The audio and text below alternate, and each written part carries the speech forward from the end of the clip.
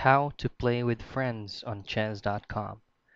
Now right here, if you haven't downloaded the app yet, just simply go to your Play Store right here and then just search for chess.com.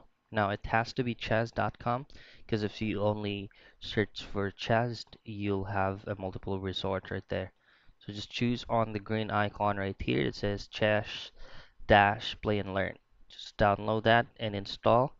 Once everything is set, this is going to be your interface. So you can choose to get started, continue with Google, or you can log in with Facebook or play as a guest. So let's try to get started. So let's just go ahead and try to connect this game with our Google account.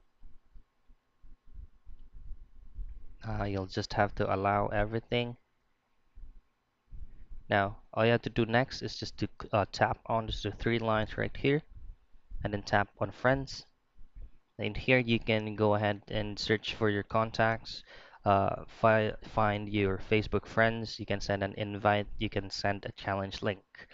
For you to be able to play with friends, you can go ahead and send an invite right here. All the platforms that you have from your mobile phone will pop up right here, and you'll just have to send that invitation link so that you can play with your friend. So that's it. That's how you can play with your friends with chess.com.